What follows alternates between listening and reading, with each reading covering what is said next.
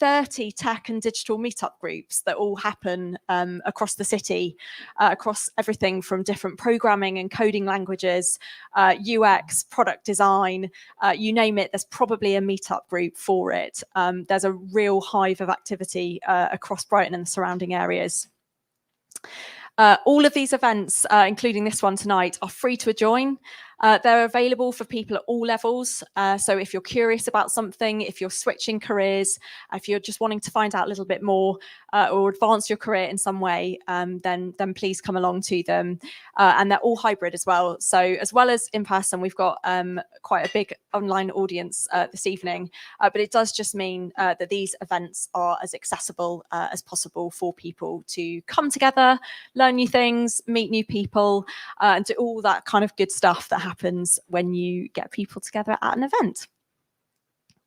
These are our amazing supporters, so local businesses that fund what we do so that we can continue to keep these events free, including putting on drinks and pizza as well. So a massive, massive thank you to all of these businesses who fund what we do. And Silicon Brighton and your community needs you. So you might know of a venue, you might have an idea for a talk, you might want to come together and have a bit more of an active involvement in organising one of these events or being a part of these groups. You might be part of a business, a local company who wants to help support or sponsor what we do. If you or anyone you know are any of those things, come and speak to myself or any member of the Brighton AI team. I'm Grace Pryor on LinkedIn. Come and have a chat with me and we can definitely get you more involved in the local community. Follow us on socials. We are on LinkedIn, Twitter/X, TikTok and Instagram. So follow us on there. And we've also got quite an avid online community as well on Slack. So please do join that as well. There's a QR code there, or again, if you connect with me on LinkedIn, I can share a heap of links with you so you can connect with us online as well as in person and in between all the events that happen. This event is being recorded and live streamed, and you might have noticed I was taking photos earlier.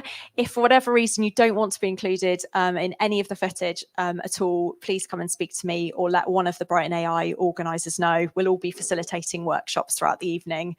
So just have a word and we'll make sure you're not included. Today's agenda, we have arrived. Hopefully you've all met some people and networked and had some drinks and pizza. That has all happened. I'm about to hand over to Claire, who will take you on to the next section of the evening before we get stuck in to the workshop. That is it from me. Have a really great time. Enjoy your evening. And thank you so much for coming.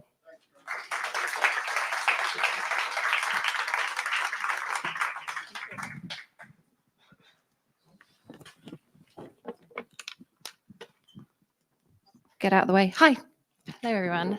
Firstly, I want to say huge thanks to Grace and the whole of the Silicon Brighton team. We wouldn't be able to do what we do without them. So Steve and Maureen and Charlie, the AV, we really appreciate you and thank you for supporting Brighton AI on our fledgling journey.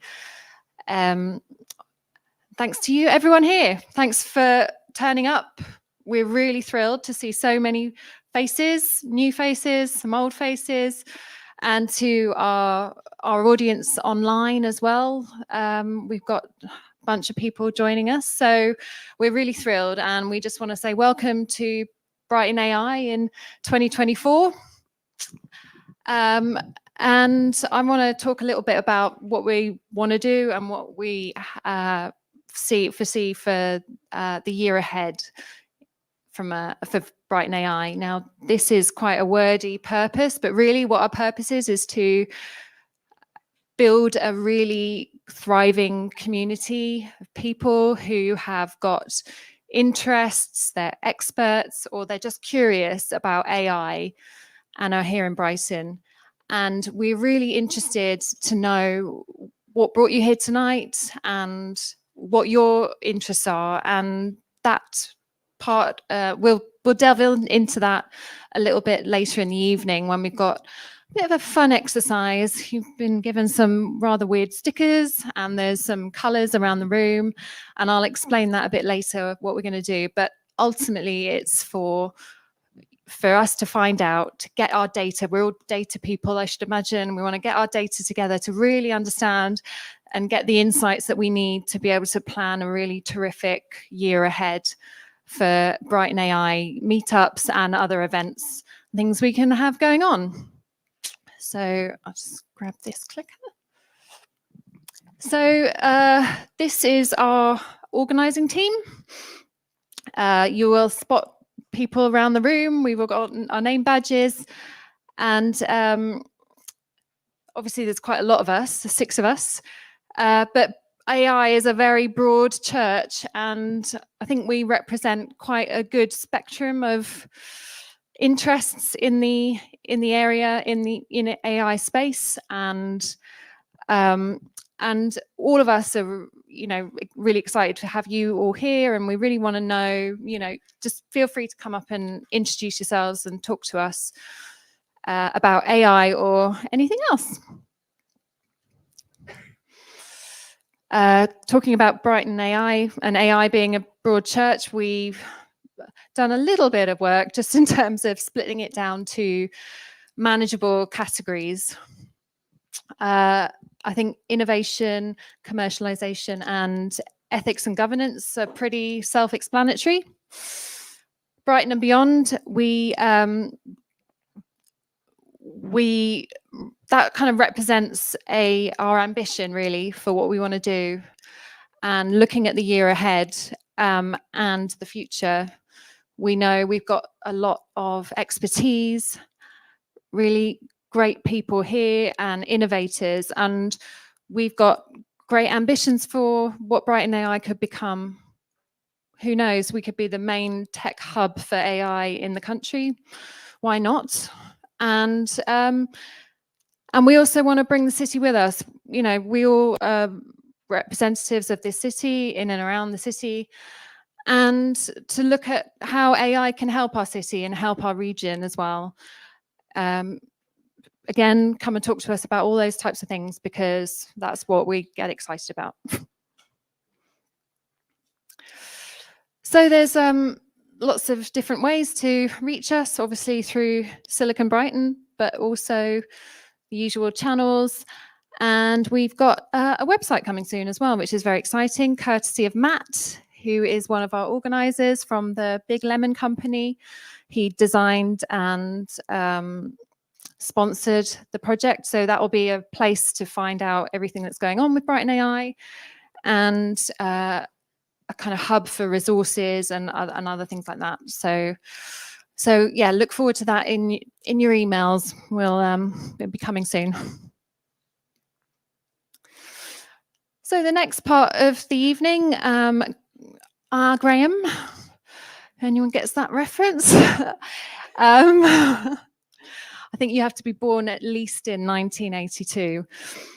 But you might remember, or some of you might have joined us last October, where Graham delivered a really comprehensive overview of AI, which, you know, most of us, certainly me, can't imagine how that's possible, but he managed it and he did it really well. So if those of you want to check that out, I believe it's on YouTube, so through the Silicon Brighton channels as well. So I would really encourage you to check that out, because if you just want to have a bit of a, well, no, not a bit of a really great introduction to AI and the state of AI today, then that's a brilliant introduction for that. So Graham tonight's going to talk about where we are now with AI and a bit of news and what's coming up and predictions we can think about.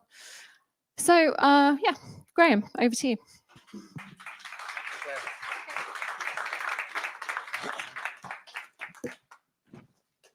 Thank you, Claire, and good evening, everybody. Lovely to see so many of you here. Right, I'm going to keep this succinct. I'm not going to bombard you with slides at all. In fact, this is my only slide, but I'm just going to talk about these 3 major themes that I see developing in the market today, which I'm referring to as the general AI market. This is different from GAI, I see differently to AGI. There is no standardization in acronyms here. AGI is the search for a general intelligence that can rival or even exceed that of human intelligence. That's AGI. GAI is really this market that's developing of these really, really huge AI systems that are capable of answering quite intelligently about a really vast array of topics, like OpenAI's GPT being by far the most famous of those, for example. So the GAI battle, looking down from that, how I see AI being democratized and becoming usable, deployable, and creatable by us, the rather more normal people in the world, who I'm assuming that most of us don't have billions of dollars to spend on AI. I certainly don't. I don't know about you, but if you do, please come see me afterwards. And the co-pilot era, so where we are with AI tools and how I see them interacting with our jobs and our personal lives going forwards.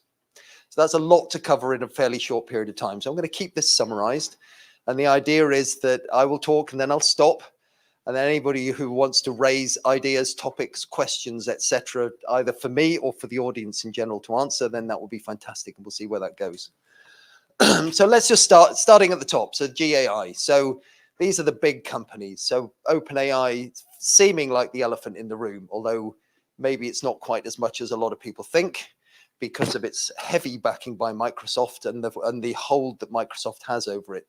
If you're following the news, then in November last year, there was a soap-worthy battle in the boardroom of OpenAI that saw its CEO, Sam Altman, actually ousted from the company overnight, it seemed, to an external audience, and then subsequently reinstated again, and the rest of the board pretty much, bar one, fired in the process. Obviously, we don't have an inside line to the board, but it seems very likely that the fundamental disagreement in the board was around the topic of commercializing their technology and the rate of commercialization that is going on. The board, as it stood at that point, held two people who were much more focused on research and the original goal of OpenAI, which was to build an AGI for the world using open source. It's quite amusing these days that OpenAI is actually one of the least open companies that you can find. You know, there's nothing open source about OpenAI whatsoever anymore. That power struggle having completed, it showed us a few things. Firstly, it showed us that Microsoft is a winner regardless of what happens in this. Microsoft have put $13 billion into OpenAI. Most of that, to be fair, not in cash, but in access to its own hardware on the Azure platform. So most of OpenAI's systems run on Microsoft GPUs. The second is that Sam, the CEO and very much the figurehead of the company, his immediate tack was to take a job in Microsoft and just say, well, I just moved the entire company into Microsoft, which showed where the power balance really lay.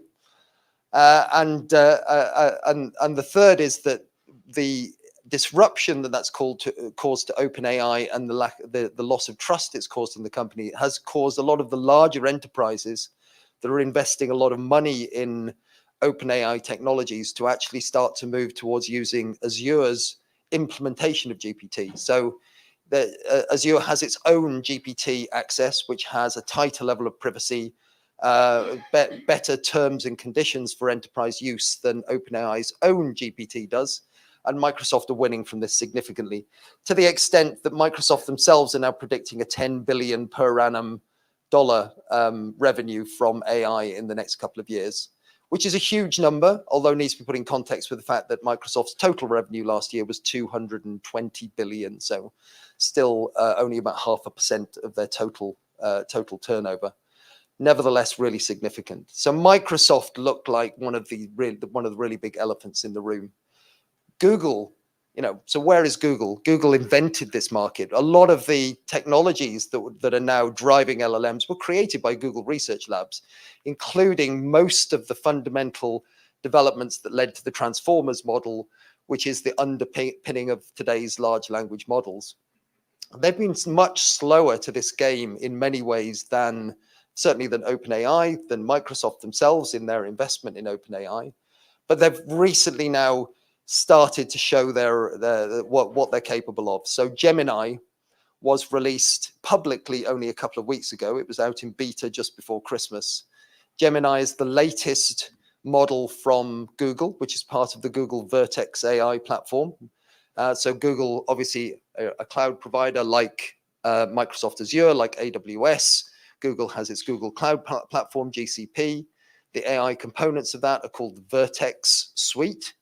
And within Vertex, there are a number of AI models you can deploy. One of these is Gemini. There are a few things that are startling about Gemini. First is that it is the only model that has been shown to rival GPT-4 in its capability in breadth so far. The second is that it's got better multimodal capabilities than GPT-4 has at the moment. So its image translation and analysis properties are really stunning and very much worth playing with. So I would recommend that everybody goes and has a little play with Gemini if you haven't done so far. Take an image it has to be an image without people in it at the moment because they're still working on privacy and protection issues. But any image that doesn't involve a human being, send it to Gemini and say, describe this image. Tell me what's in it. Tell me what I think, what are the sentiments of this image? What are the attributes of this image? Whatever you want to say, and see what you get back. It's really interesting. A second thing that's quite startling about Gemini is that it was entirely trained using Google's own hardware. So you may be aware that the major cost in developing a large language model is the training cost. So there's no hard numbers for this, but it's estimated that GPT-4 cost about $100 million to train. Running the system is expensive. Training the system is vastly more expensive. Google trained its system and is now running it on its own TPUs, they're called, rather than GPUs, which shows that Google is now actively competing at the top end in the hardware space, as well as in the software and research space. So Google are now starting to show their worth in this market. However, there's a really interesting conundrum going on for Google here. I mean, they're fundamentally at risk of eating their own business. A lot of people want to use large language models as a search engine. I don't think LLMs are a great search engine per se, but once they are integrated with search capabilities like Microsoft's Bing search, which is a GPT-enabled version of Bing, and Google's new Gemini, which has search access behind it, you get a very different approach to how you operate search. And certainly in my view, chat-based search is a much more human, natural way to approach asking questions about the world than a search engine is. Probably most of us don't recognize this now, but actually learning how to get the best out of a Google search is actually a small skill by itself. We've learned how to get the best out of search engines. Chat and human questioning is a much better way to find out about the world, and in my view is likely to eat Google's core search business in the near future, and it's another reason why Google have been just a little bit more hesitant about coming front and center out into this market. Of course, the key issue here is about ad revenue. I mean, it's great. Google's got Gemini, it does brilliant search, all fantastic, but they don't make any money out of it unless except through subscription so far. So how we see ad revenue bound into chat search capability, I think, is the next big thing we will see from these general AI models. Systems that have targeted search capabilities built into the back of the engine, understanding you and categorizing you, classifying your tastes and interests through the questions that you're asking and everything else it knows about you, and providing potentially a whole new way of doing targeted ads is what we're looking at, and is absolutely one of Google's core missions here, because, let's face it, this is their primary source of revenue, one of the largest companies on the planet. And then we come to Meta. So Meta, very interesting in their approach. So Zuckerberg has decided not to try and compete with the cloud platforms because he can't, he's not there. So Google, Microsoft, and Amazon, with Amazon Bedrock, which I haven't mentioned, they all have the compute platforms that the world is using now for any kind of business and enterprise scale delivery. They have the ability to deploy hardware at massive scale at lower cost and make money out of these things. And the underlying tin is where a lot of the cash is going at the moment. Meta are not in that position. They're not in that market. Zuckerberg's approach has been to disrupt that top-end market by releasing high-quality models for open source. So Llama 2, which is out and has been out for several months now, is a really top-class model, GPT 3.5 equivalent, that can do a wide range of tasks and is freely available for anybody to deploy. And a number of targeted models have been built from Llama 2 in the last few months that can do some stunning things. Let's remember that whilst GPT 3.5 isn't quite as good in its overall delivery of text and targeted information as GPT-4 is, it's still a very serviceable model and very, very usable for enterprise and business needs at something like a 20th to a 40th of the cost of GPT-4, vastly cheaper. So GPT 3.5 still has a very strong commercial play. So models that compete with GPT 3.5 still have a commercial place in the market. It's not all about just being the best. It's actually, I see, I should have a slide for this, but I see the battle for the models as being across three pillars. They are cost, latency, and relevancy. And it's a trade-off between the three. The higher the relevancy of the results that you get, the higher the cost of the model, and the longer it takes to search through data in order, because it's got more parameters to come back with answers. And finding the balance in that Bermuda Triangle between cost, latency, and relevancy is where you're looking for a balance for business use cases for models. It's not always just about the highest relevancy, because you'll pay through the roof for it. You won't be able to do something that's cost effective, will work for your business, that can make a profit, etc. Anyway, so Meta have produced Llama 2, given it to the world.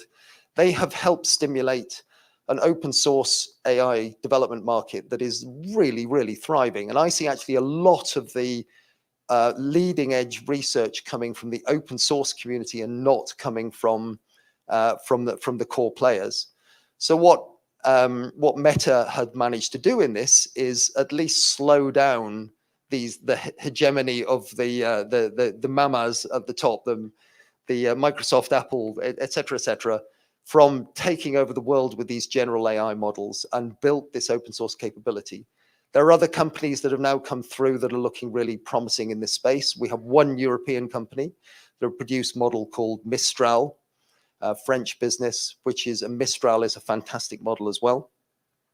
And there are more coming through. I'll talk more about that in just a little bit more when I get to the AI democratization. What else are Meta doing though? So Meta are fundamentally focused on AGI. They want to produce the intelligence. They are the ones who want to produce the rival for human intelligence on the planet. And Mark Zuckerberg is not taking this lightly. So by 2 months from now, he will have bought and deployed 350,000 NVIDIA H100s. The NVIDIA H100 is NVIDIA's current top-of-the-range GPU. They're about $35,000 retail price each, and he'll have deployed 350,000 of these in his data centers. The only presence you will see so far of Meta's AI is their open source output, but they have a lot going on in the background. And I will talk a little bit more about some of the work that they're doing when I come back to the Copilot piece. Okay, so we've talked about some of the big boys. I'm going to leave Apple out of this list at the moment, because whilst they've got an interesting play, they haven't come to market with it yet, and it plays a little bit more into the next piece than this. The one other organization I'm going to mention in this kind of the global hegemony of where the money's going in AI is NVIDIA. There are other hardware manufacturers coming through now, and Google, as I mentioned, Google Gemini being trained on its own hardware is a wake-up call to NVIDIA, but they have done amazing things in the last year. Their stock price rose by about 240%. So anyone in the room who had NVIDIA shares at the start of last year, well done. Anybody? Hand up. Yes, fantastic. Well, this is a man you want to get stock picks from. And it's been entirely through this AI revolution. You can't train the big models without these GPUs. And NVIDIA had the only game in town for some time. It's such a key market that not only have Google managed to produce and deploy their own, Microsoft are building and deploying their own, Amazon are building their own chips as well, and there are several other companies coming through. So the market is going to get tougher for NVIDIA, but they themselves are already planning their H200, which is going to come out in the not too distant future, which is going to take the limits up even further. The compute power that's being deployed is phenomenal.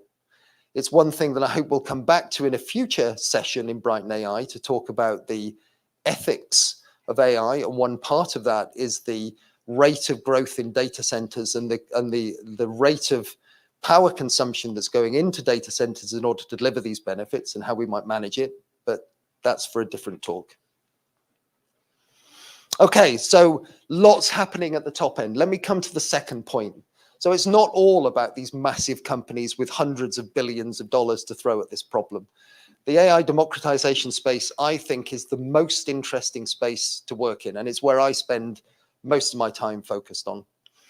So I've talked about the growth in the open source large language model market. It's been amazing, and the rate of change in that, in the availability and quality of models is fantastic. It's not all open source. There are second tier companies that are springing up, who are building and training their own models. I reckon that in 2 months' time, there will be no fewer than 11 companies that are capable of delivering a model with at least GPT 3.5 capability. So that market is becoming commoditized really, really rapidly. What we're also seeing is a process that models and people are discovering ways to run models in smaller scale. And my prediction is that we will be running models on mobile phones in the not too distant future, which is hardly a dramatically different prediction, given that I'm pretty sure that that's Apple's entire core strategy. But it is something that we're seeing become reality for the market as a whole through the work that's happening in the open source community.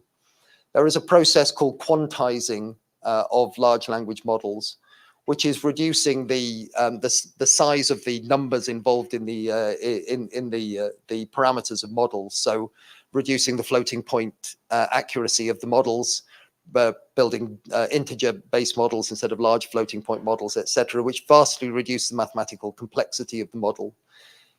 With a lot of these models, obviously, every time you reduce something, you're going to lose something.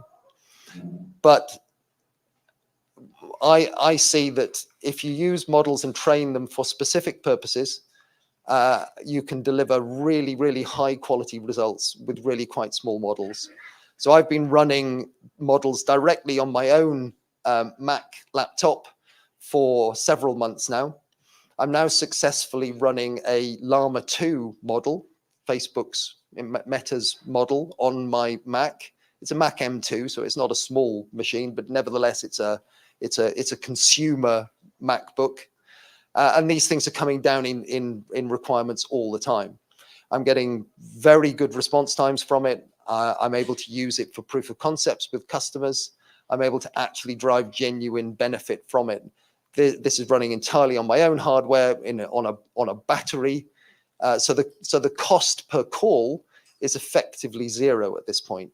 And when you're deploying these things to your own data center, they can be deployed for relatively small amounts of money.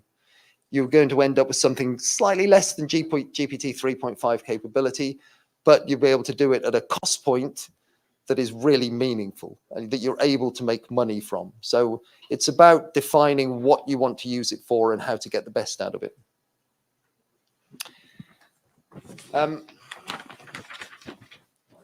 Just organize my notes. Another area of which is it's a very much the start of this market, but it's an interesting sign, is the growth of the GPT store. I don't know whether any of you tried creating custom bots on OpenAI, but it's a really interesting model. So they are promising that they will give a revenue share back for use of your AI agents that you create. So the idea is, for anybody who hasn't tried this, you're using GPT-4, you load it up with some of your own data, and you give it prompts and instructions that tie it down to act with a persona and a voice and a set of back-end knowledge that you've defined. So you're building a small expert is the idea that can be used to serve a particular purpose. OpenAI, sorry, are trying very hard to stop that from being turned into a store of girlfriends and porn bots, but that is a struggle for them, and monitoring and controlling that is hard. I think that has been a major use case, but there are a few really useful agents out there. I think that shows, that's their attempt. They are calling that AI democratization. It is possibly a way that they can see where the most interesting topic areas are, so they can just steal it and build it themselves. And I wouldn't trust them as far as I could throw them, frankly.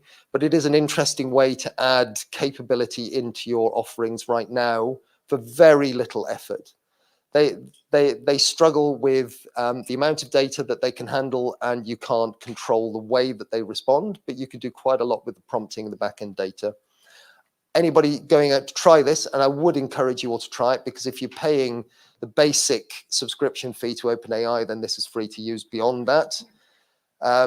Try it, give it a go, do be careful with what data you give it.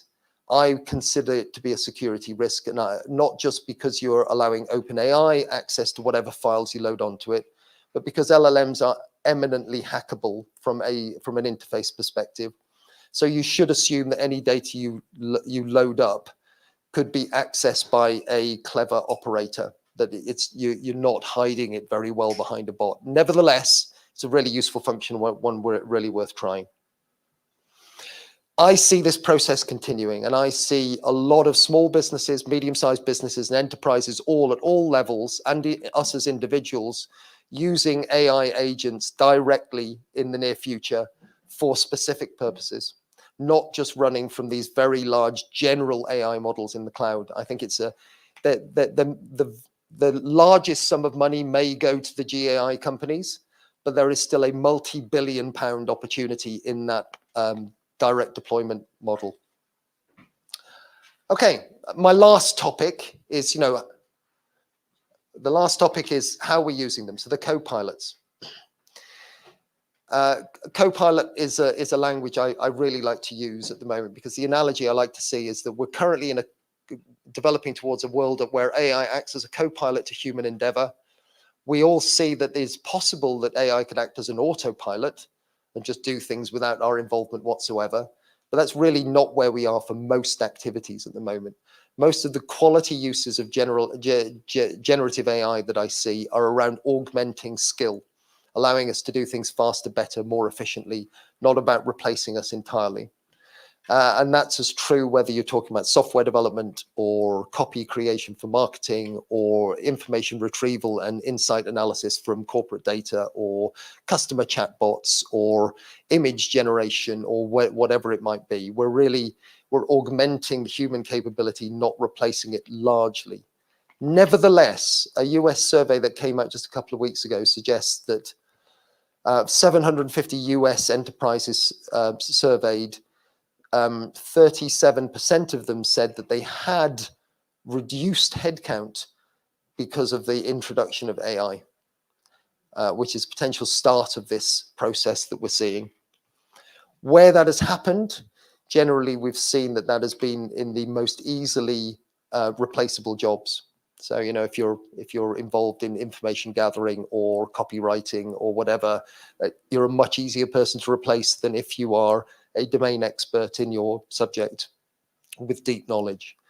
Most of the organizations I deal with in software engineering, for example, they're not as yet reducing headcount. What we're finding is that the senior people in the organization love co-pilots because they make their job so much easier. They can be so much more efficient. It is probably leading to a slowdown in the software development hiring process, however, as juniors are not being brought in at the same rate. This is likely to continue, and this revolution, which I think it will be in jobs, it will continue to happen. And we all need to be thinking about what this is going to mean to our work and our work environments going forwards, because I think there is a fundamental shift that is now very much upon us that we're seeing. We're just seeing that early wave of it.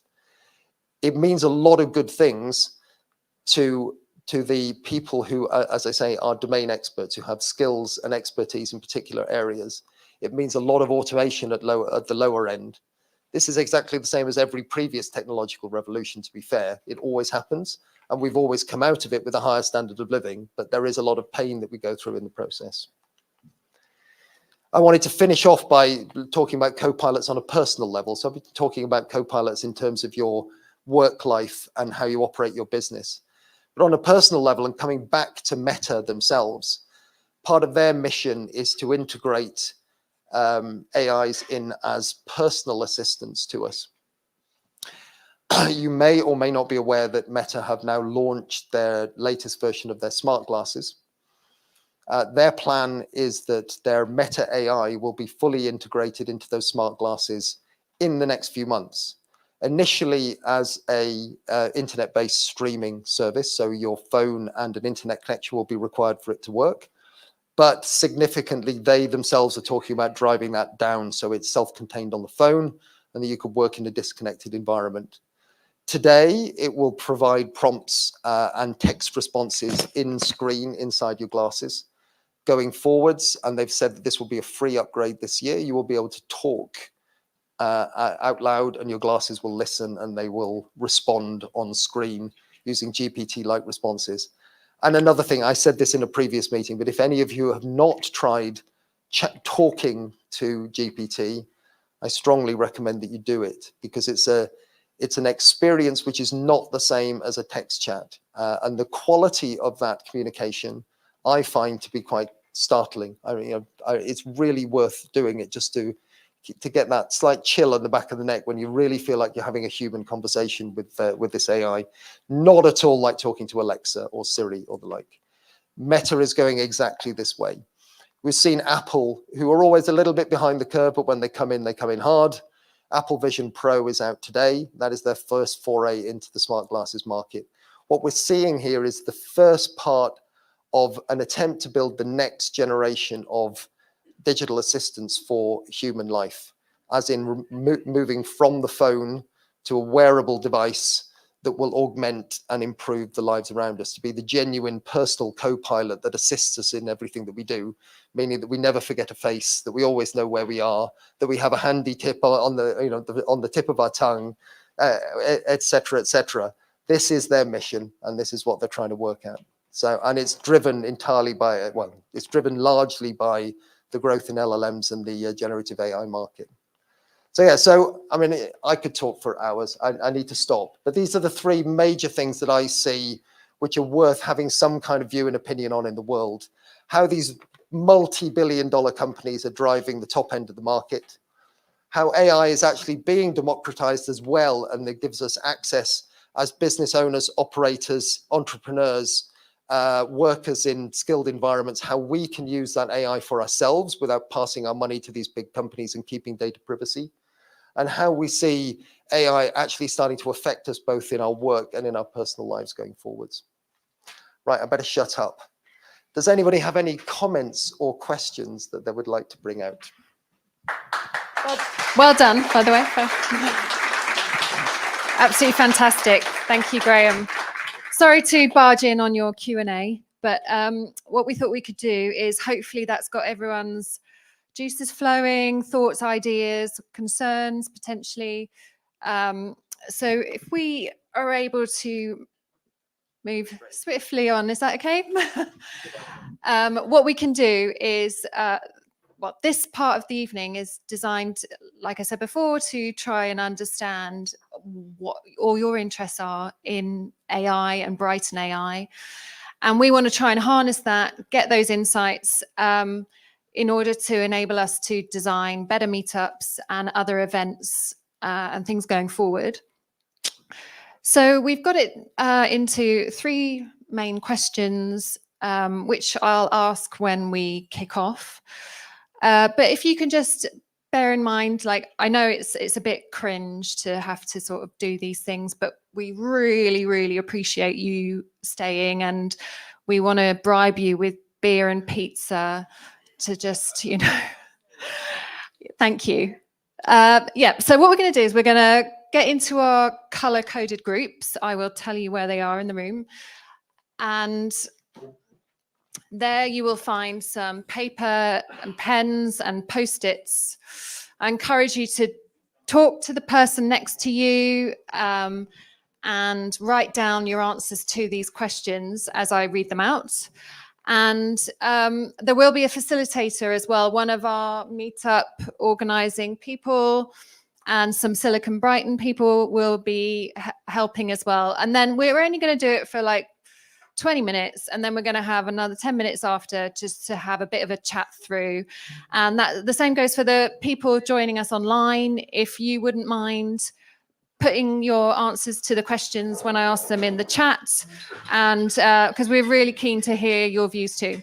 Okay, so I'm going to shout out while you move. So that corner is red, followed by orange, brown in the middle here, and then pink here. In this corner, we've got yellow and black. And the far corner, we've got purple and green and magenta and blue. Come and ask me if you're lost. I've got my map. Thank you very much.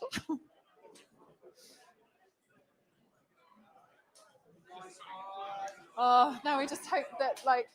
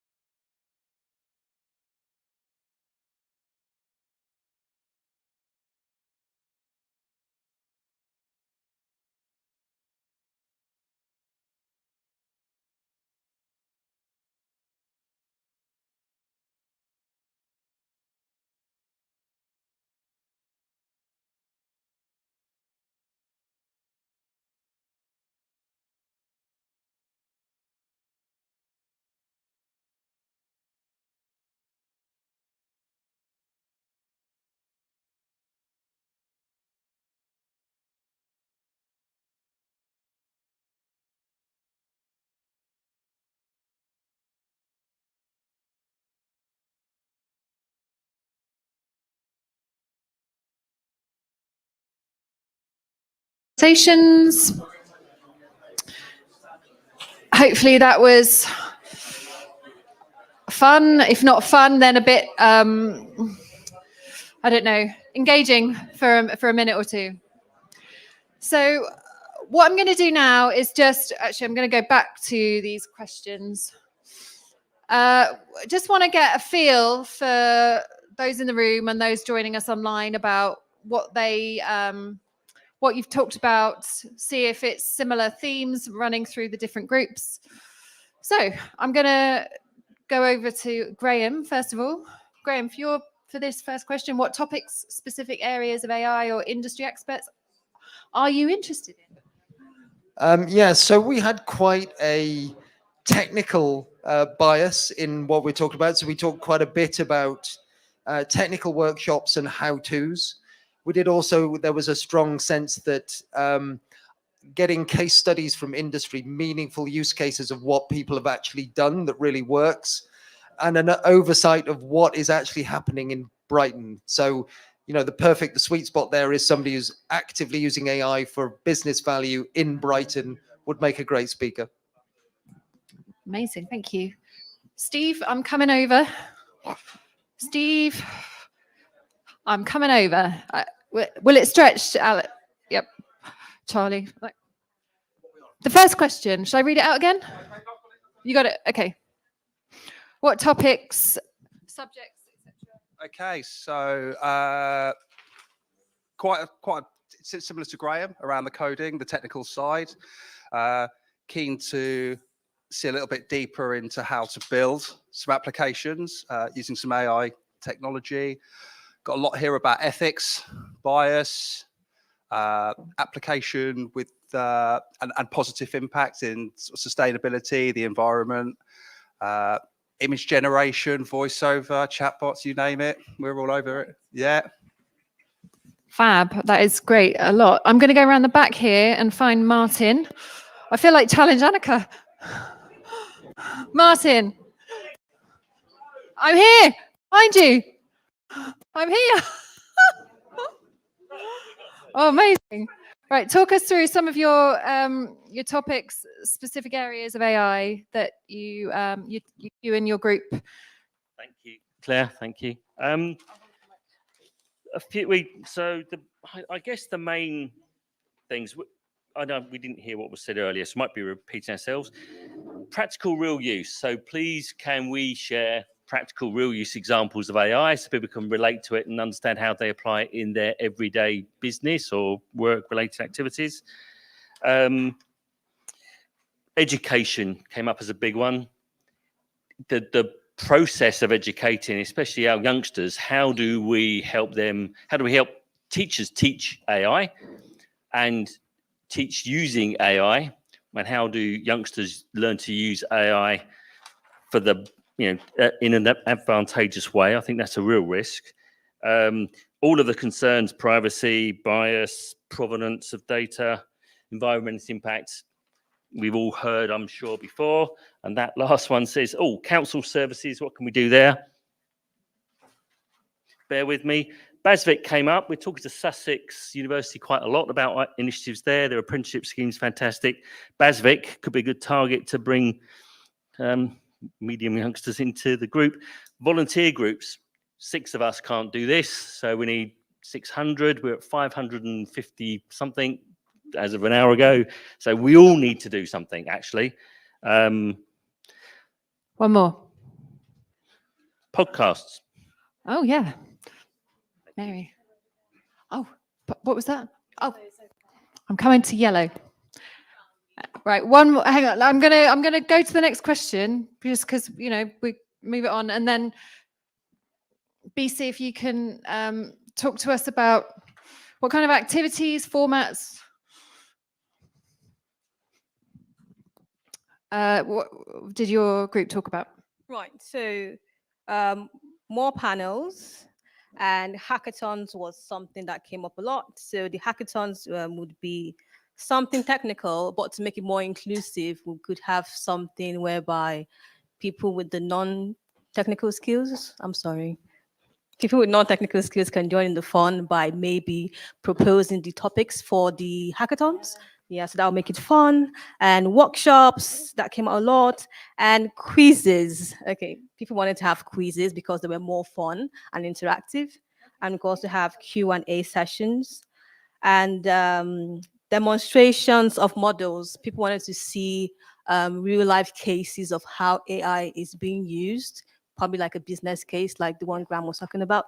So that would be nice. And someone mentioned something quite interesting, an on-conference, of an agile conference, in that we get to yeah, why not, we get to like pick the topics in the conference, not beforehand.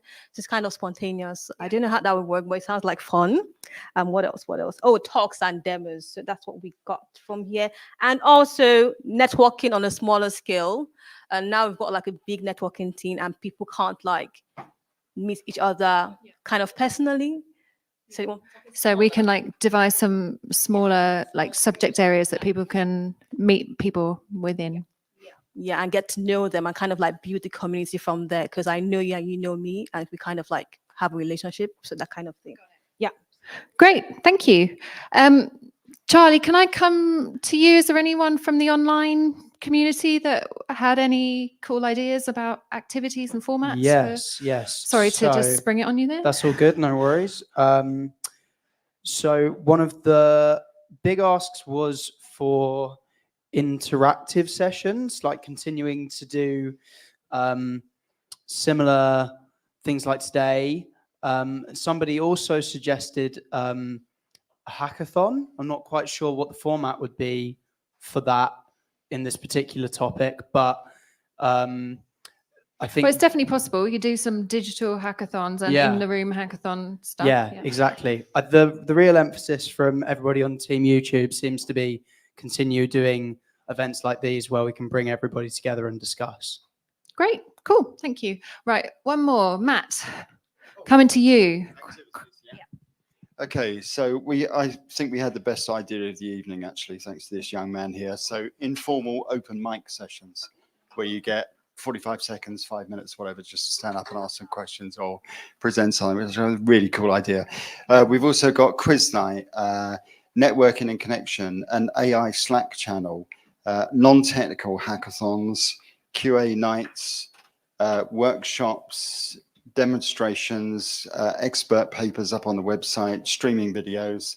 I could go on forever. Brilliant team, best in the room. Yeah, I agree. That is an awesome number of post-it notes on one piece of paper. Okay, let's go to the last one. How can we strengthen this Brighton AI community? I am going to come to you. Graham. Hi, Claire, and I have to say what a great group Green was. So it's a lot of competition in the groups now. Of one, yeah, great support. So in terms of strengthening the community, we thought, I think Graham shared a bit on purpose. We talked about, there was mention of terms of reference, making the meeting regular, having it a rhythm and a momentum. We talked about this folk here probably will at some point want to translate ideas into businesses, so maybe support on how to start a business, maybe some pointers into the community on that. And I guess equally just to flip that, people who, how can I take AI into my organization where I work? We talked about that as well. Lobbying other organizations, because as we say, it's not just tech, it's much wider, it's all pervasive, local community, local government, national. And I think the other thing, just to say, how can we strengthen? We said, networking is still stuck in the 80s. We're still walking around squinting at each other's stickers going, who are you and what can you do? We should be able to do something a bit more radical. And I think there was something around strengthening it with having almost pairings or thematic groups that break out. And I create art, right? So there's an art group or whatever those things are where they can come back then maybe and share some ideas. Yeah, no, that sounds great. That's a bit like what Bissy was saying. I think we need to create some pillars to, Rose, you're good at those pillars. Talk to me about question 3. Yeah. Oh, listen, it was really common themes, I think. There is a lot here about connecting members of the community that have got similar interests. So there are questions about, do we need to start thinking about how we manage those themes? Is it different tracks? thought the unconference was a great idea. These methods, there's lots of different ways of getting people who've got similar interests or leaning into trying to connect them. So whether that's physically or online, and actually understanding online, although we'll all be channels. Yeah. Oh, and then really about projects. How can people get involved in? Yeah, breaking up batteries. Anyway, I think, was there anything that you guys wanted to call out that we haven't talked about or we haven't heard yet? Showcases, very about storytelling, actually seeing what is going on in one of these events, have people coming up and talking, just taking a small slot and talking about things that they've been building. Yeah, there you go. Yeah, I love that idea. That's great. Right, it's going to come over to Sarah in this corner. Yes, the best to last. So the red group obviously rocked it. Can you hear it? Okay. And that, well, anyway, we had a great group. I think the number one thing that everyone really, really enjoyed was actually breaking out into a group and having a conversation and meeting other people. So we did actually start going round, but then we got a bit interrupted by the session of actually sharing who we are and what we do and things like that. So I think that's definitely something we can do moving forward. So yeah, lots of similar themes completely. Interesting one from Thomas would be maybe more cross-functional kind of, you know, there are lots of meetups in Brighton. Maybe we should do some cross-functional ones with AI, product, UX, design, etc. That might be interesting. One guy, can't remember your name, Peter, he talked about maybe we do a specific one around AI startups, and we could potentially invite investors. We could also do some showcasing. So product showcasing was definitely in around the community, and also other things like doing more. So we had a student from University of Sussex, is that right? Sussex University, who's a business analyst student. So great to see her here. So definitely doing more with the universities and maybe schools. And I can't think of anything else. Hackathons had a theme, but yeah, really enjoyable. Thank you, group. You're great. Another great group. Right, one more. Coming to you, Matt. Dan. Matt's over there, sorry. Dan. I've been called a lot worse, that's fine. I've saved the best till last, though. Thanks very much. I think most things have been covered by everybody, but the thing to mention was that Sussex AI have an event that's happening now, and there's a Chamber of Commerce as well. So it's a way that we can try and integrate and work together from a Sussex perspective as well across those different groups. That's the main thing that kind of come out that hasn't been mentioned. And mentoring as well for people that are looking to start in AI would be useful. And some thought leaders, some guest speakers from different parts of the world, South Korea possibly, the US, and around there. Awesome, thank you. Yeah, that sounds brilliant.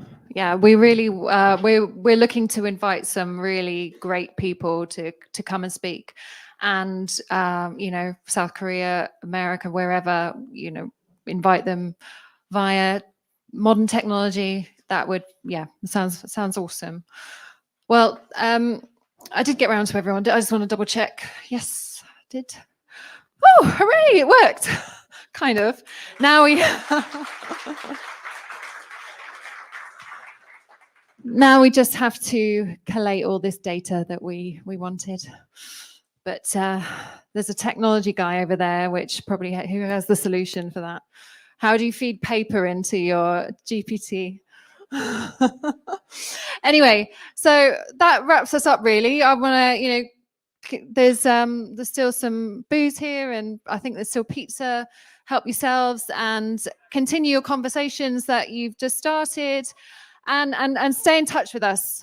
And thanks so much for coming out tonight and for coming online. And we'll see you at the next one.